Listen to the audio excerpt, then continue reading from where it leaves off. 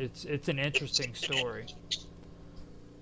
Yeah, I there's a think lot of that weird stuff about disappearances that make you wonder. Well, Hmm. my cat's doing the there's that dance. cat. There's that cat. He doesn't like Yeah, hearing about isn't cannibalism. that funny? He's at the door.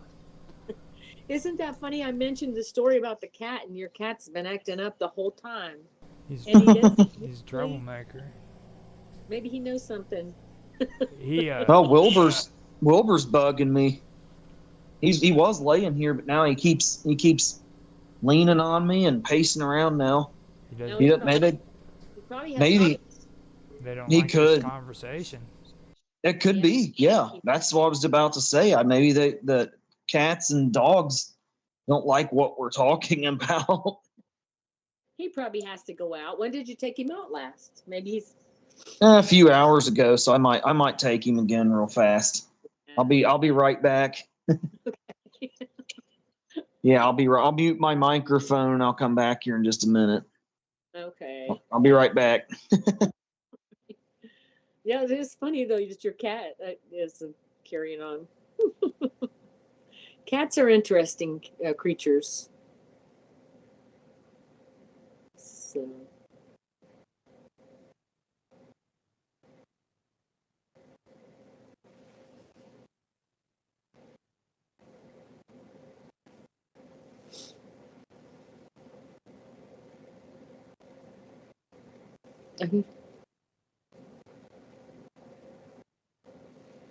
are you still there, Roger? Yeah, I had to let the cat out. Yeah. He I was. just Go on. I'm sorry. he's a ruffian. He can't cope with himself, so he puts me through hell and torture. Cats are interesting creatures. They seem to know so much. It's weird. Hmm. You No, what did I miss anything? Anything know. good? No, he went out to take Wilbur out, but we were. I don't know.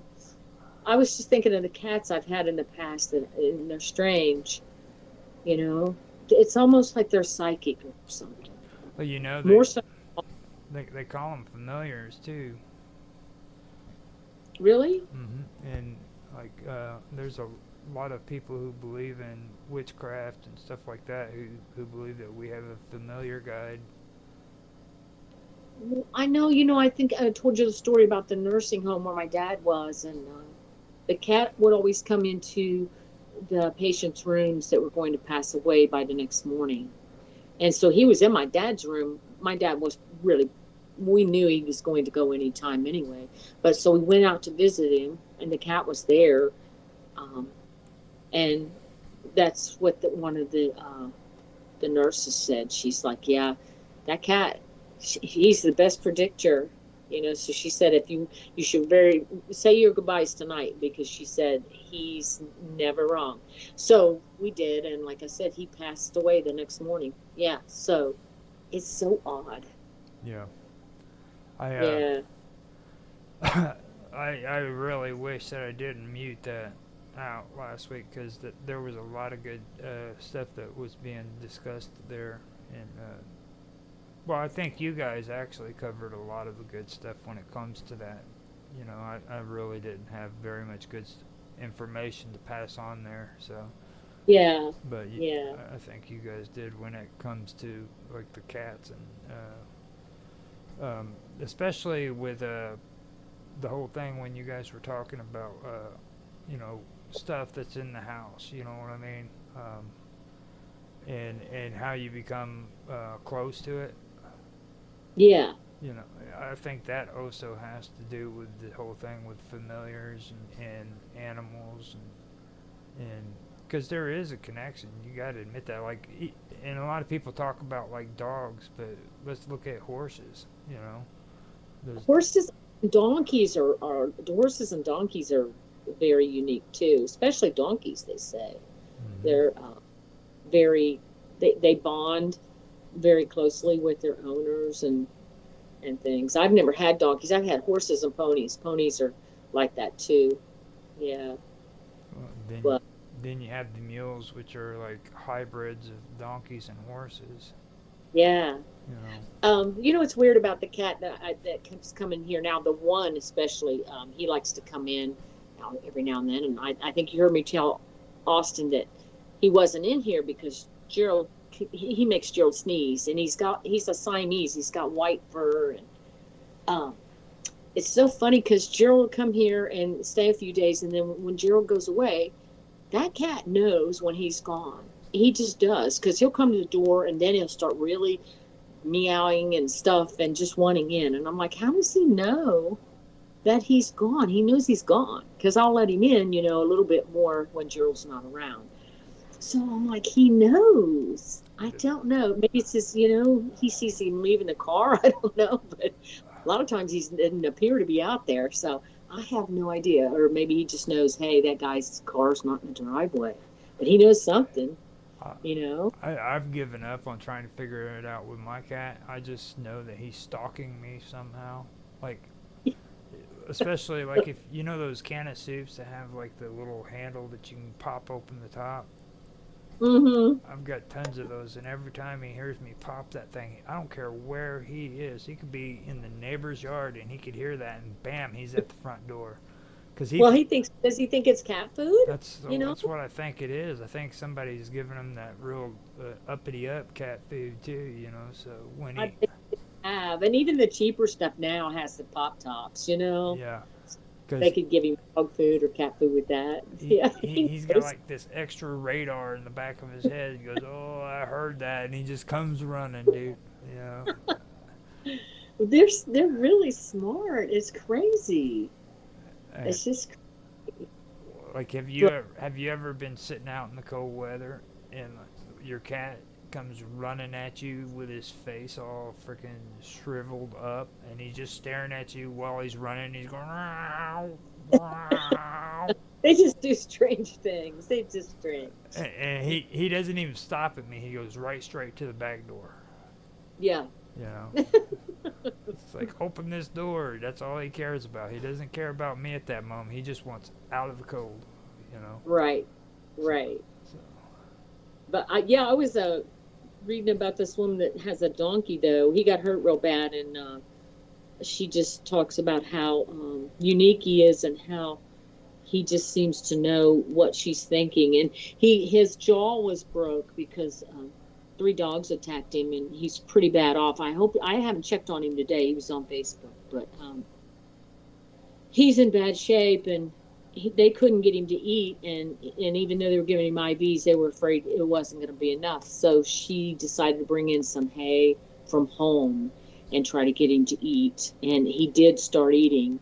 But she said he's just amazing. He's a therapy donkey. He works with disabled kids and people that are in hospitals and stuff. And so now, if he survives, he's going to be crippled and he's going to have some issues, but he'll continue to do the therapy if they can get him rehabilitated here or get him well. So Yeah.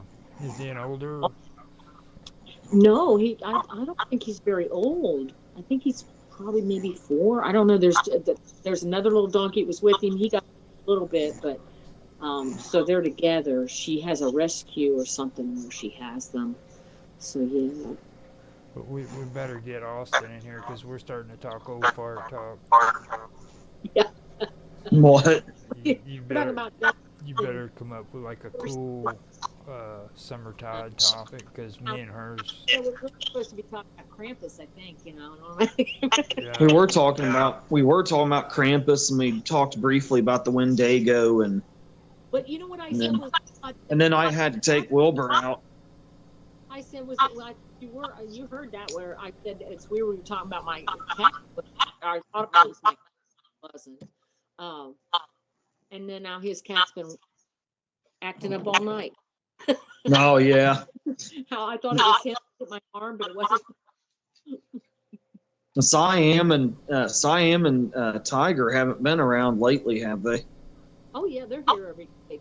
Tiger's, he'll come and usually leave, but Siam tries to stick around. But I was telling Roger, what's very odd about him is he knows now when Gerald's gone, so he tries to hang out more, because if Gerald's here, I won't as much because it makes Gerald sneeze and stuff. So as soon as Gerald's gone, he'll be at the door. It seems like he knows, and he'll be wanting in and be in. Like if I walk outside, he'll bother me. He doesn't do that when Gerald's here. It's like he knows something. No, we named Tiger after our nickname for Roger, and then we named Siam. That was actually John's idea. That was actually, remember that, Mom? That was actually Yes, I am. old John. Yeah, to name him Siam because he was a Siamese cat, and you were like, yeah, that's also Sam I Am scrambled around, so we just named him Siam. That's pretty cool. Yeah, it was pretty cool. John and Roger both played a part, and you naming your two cats that come around. That's strange. Now this It is. There's something else that have you guys heard of the Hungry Ghost? No. Yeah, I have, but I'm not too familiar with the details of it. It's an Oriental spirit. No. Oh, maybe I have. No. What is it exactly? The Oriental spirit for the Hungry Ghost is the same as what we've been talking about with the insatiable hunger, and it's always hungry. And that's kind of what I get whenever I hear stories like this. Like it's weird how it spreads. It goes all the way across the world. You always hear these stories about these evil spirits or demons, because there is a difference, but you always hear about them with this insatiable desire for frickin' food or just hunger, you know what I mean? That's odd, because I was watching a show the other night about Ted Bundy, and I didn't know this, but he would bite his victims. Yeah. That's what one of the detectives said. He said the creepiest part about him was he would bite chunks out of the women he attacked. And I didn't know that. And he's like, I've never seen anything like that. It's so demonic. Yeah. I don't know. That could be control too. Yeah. Like an animal kind of thing. Like if you watch, like two cats, you know what I mean? Two cats especially. If one's a female and one's a male, the male's usually got his teeth in her neck, you know what I mean? Oh, yeah. I hadn't thought about that. So, I ain't gonna dive deeper into that, but you kind of get the gist of it, Yeah, that could have been what it was. Because dominance and control. And Ted Bundy was a real control freak. A lot of people don't realize that. And he was methodical. Like he didn't just do those murders; he thought them through. Yeah, they were diabolically calculated down to the last ridiculous detail. Well, we were having a conversation about monsters too before, and I thought that was a pretty good thing too, because a lot of people they bunch up demonic stuff with spiritual, ghosts, and then when you say monster, they just clump everything together, and there isn't. It's actually there's a big difference. Yeah, the conversation about monsters started because of that book I got out, and it had hold on, let me go through here. Yeah, there was chapters about there was chapters in it about ghosts and angels and demons and spirits, but there was also chapters about vampires and werewolves, creatures of fairy, mermaids, and dragons.